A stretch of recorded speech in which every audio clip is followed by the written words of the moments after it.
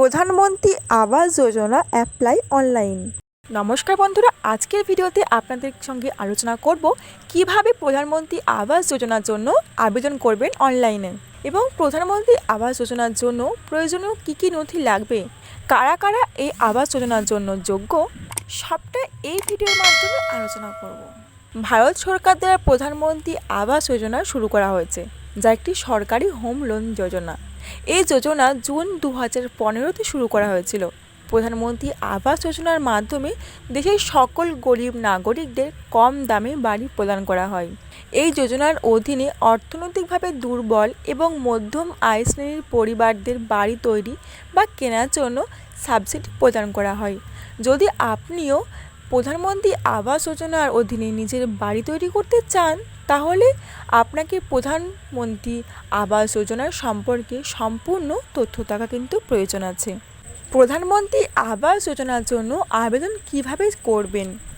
পিএমের অধীনে অনলাইনে আবেদন করতে হলে প্রথমে আপনাকে প্রধানমন্ত্রী আবাস যোজনার অফিসিয়াল ওয়েবসাইটে যেতে হবে। এরপর আপনার সামনে ওয়েবসাইটের হোম পেজ খুলে যাবে। হোম পেজ আপনাকে সিটিজেন অ্যাসেসমেন্ট অপশানে ক্লিক করে অ্যাপ্লাই অনলাইন অপশানে ক্লিক করতে হবে। এরপর আপনাকে আপনার আধার কার্ড নম্বর প্রবেশ করতে হবে। আধার নম্বর প্রবেশ করার পর আপনাকে ভেরিফাই করার জন্য চেক অপশানে ক্লিক করতে হবে। ক্লিক করতে আপনার সামনে পিএমএ আবেদন পেজ খুলে যাবে।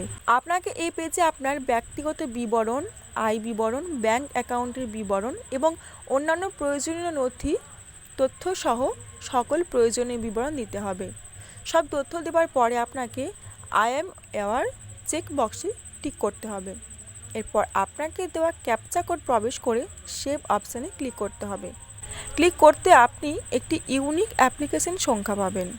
আপনাকে পূরণ করা আবেদন ফর্ম ডাউনলোড করে প্রিন্ট করে নিতে হবে। এরপর আপনাকে নিকটতম কমন সার্ভিস সেন্টার বা ফিনান্সিয়াল প্রতিষ্ঠান ব্যাংকে গিয়ে সহায়ক নথির সাথে ফর্ম জমা করতে হবে।